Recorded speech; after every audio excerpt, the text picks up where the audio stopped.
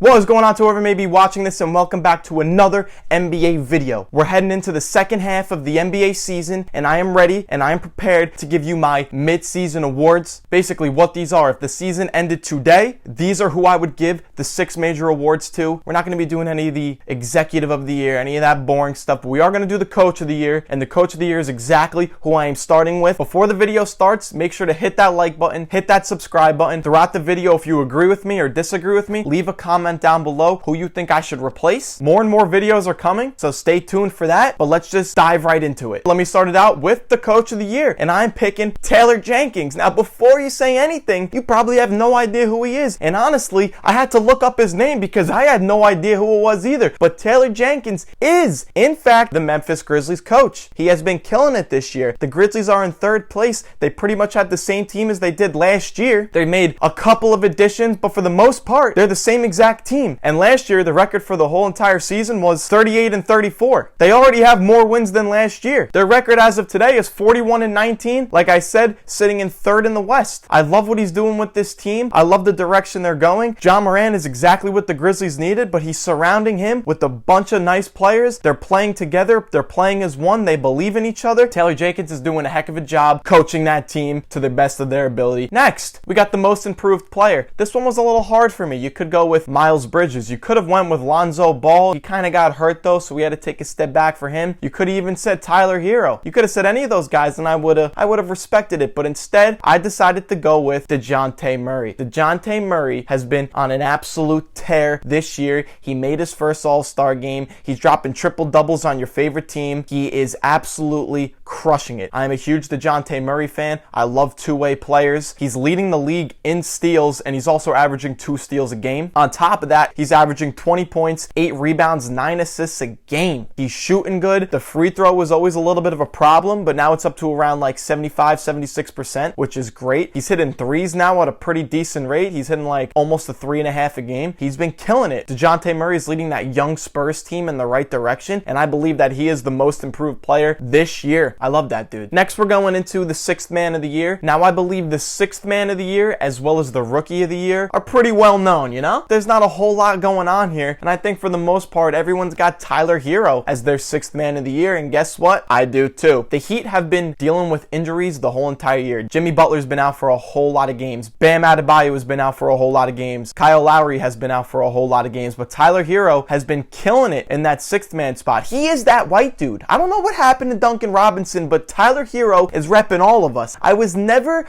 a big Tyler Hero fan. I thought he talked a little too much, but I like Tyler Hero because he talks a lot, but he backs it up. There's nothing I hate more than someone that talks and doesn't back it up. That's why I am jumping on the Tyler Hero bandwagon, and I believe that he is 6th man of the year. He's averaging 20 points, 5 rebounds, 4 assists a game. He's hitting 2.5 threes again. The free throw is buckets. He has been killing it this year for the Miami Heat, one of their most consistent players because he's been able to play most of the games. He might have a little tweaked ankle here and there, and he has been doing everything he needs to do. I'm a big Tyler Hero guy now. Next, like I just said, the rookie of the year and the 6th man of the year, it's kind of a given. You can give the rookie of the year possibly to Giddey, possibly to Scotty Barnes, but I think for the most part, everyone's got my boy Evan Mobley as the rookie of the year. Listen, he's already one of the best defenders in the league. That's not even cap. The numbers say it. He was top 5 in defensive player of the year. And let's not forget to mention, he's playing alongside another center. And he's still getting blocks. He's still being an elite rim protector. The free throw percentage has kind of dropped off from the beginning of the year. It was really knocked down the beginning of the year. He was around like 75%. But now it's kind of dropped to a sub 70, but that's okay. He's a rookie. You can't blame him. He's not perfect. But let's look at the numbers. 15 points a game, 8 rebounds, a block and a half. He was up to 1 steal a game at one point, but it's kind of fell off. I think with the absence of Rubio, his numbers have slightly dropped because Rubio was getting him a lot of open looks, but still, he's killing it defensively. 50% from the field goal. He occasionally hits the 3. Now that's going to be scary when Mobley is more confident in that 3 and he can give you maybe 1 a game. I think he's around a half a 3 right now a game, which is fine for a rookie that's giving you great defense. So that's why I got Mobley as the rookie of the year, and I think that's an absolute lock I don't think anyone can pass him unless he maybe gets hurt for the rest of the year, which I hope he doesn't, but he's been an absolute stud. Big Mobley guy. I like all these guys. All these guys are great. But let's go to my favorite award every single year, the Defensive Player of the Year. A lot of people might have Mikal Bridges. A lot of people might have Mobley. A lot of people might have Gobert, but I don't. Do you know who I got? I got Triple J, Jaren Jackson Jr., leading that Grizzlies defense to an 11th ranking. I love that. The 11th ranked defense in the league. They're leading the whole entire league in steals, and they're leading the whole entire league in blocks. Anchored by Jaren Jackson. He makes blocks that I didn't even think were possible. He's on the free throw line. He gets completely beat. The guy looks like he has an open layup, and no, his arm is like,